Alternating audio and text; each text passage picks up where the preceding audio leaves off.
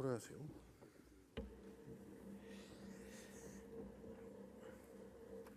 Alors, Monsieur le Président, Monsieur le Ministre, Monsieur le rapporteur, mes chers collègues, j'ai moi-même tout un ensemble de sujets passionnants à évoquer avec vous, mais je vais peut-être plutôt rester sur le sujet de la mission. Dotée de 2,8 milliards en crédits de paiement, la mission Administration générale et territoriale de l'État comprend 3 programmes poursuivant des objectifs diversifiés et d'ampleurs inégales.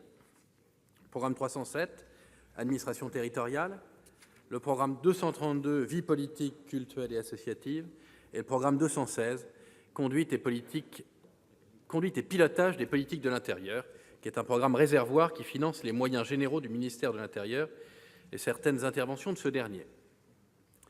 La dotation en crédit de cette mission connaît une hausse de 3% par rapport à la loi de finances pour 2018, c'est-à-dire de 83 millions d'euros. Ce n'est pas surprenant. En effet, l'année dernière, les crédits ouverts s'étaient inscrits en forte baisse après le calendrier électoral très dense de l'année 2017 et les mesures de revalorisation salariale à leur mise en œuvre. Je souhaiterais m'attarder surtout sur le programme 307, Administration territoriale, qui rassemble les moyens des préfectures, hauts commissariats et sous-préfectures de métropole et d'outre-mer. C'est un programme crucial pour la vie quotidienne des citoyens et des collectivités. Nos préfectures ont connu une réforme importante avec le plan préfecture nouvelle génération. Mise en œuvre en 2016, cette réforme a produit ses effets les plus significatifs en 2017 et en 2018.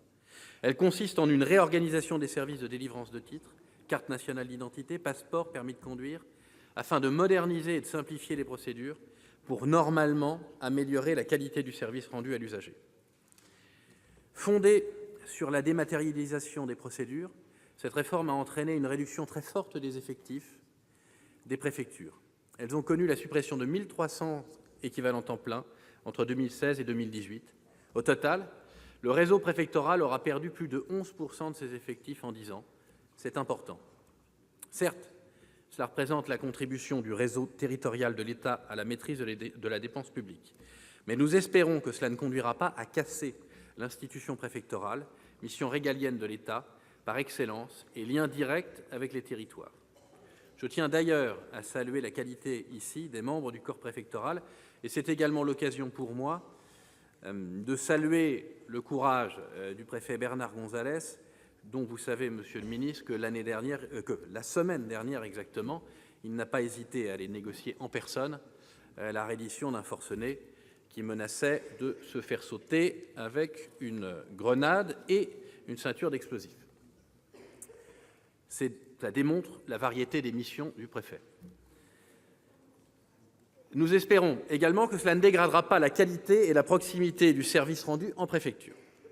Certains territoires très ruraux ne sont pas équipés d'infrastructures d'accès à Internet et se trouvent parfois pénalisés, d'abord en étant éloignés des sous-préfectures, où l'on pouvait obtenir la délivrance des titres, puis maintenant dénués de réseaux de connexion de qualité pour procéder aux démarches en ligne.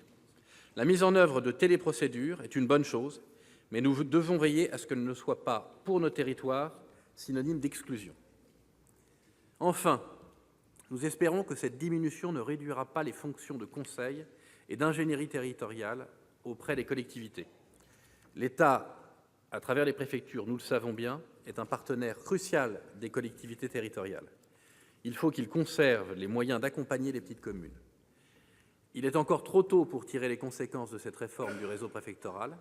Il faudra en tirer un bilan l'année prochaine avec les services concernés, les collectivités et les usagers. Parmi les plus anciennes institutions de notre État moderne, l'institution préfectorale a toujours fait preuve de ses capacités d'adaptation au service des Français. Nous vous faisons confiance, Monsieur le Ministre, pour ne pas la casser. Le groupe Les Indépendants votera donc les crédits de la mission Administration générale et territoriale de l'État en signe de cette confiance. Merci, chers collègues. La parole est à Monsieur Alain Richard.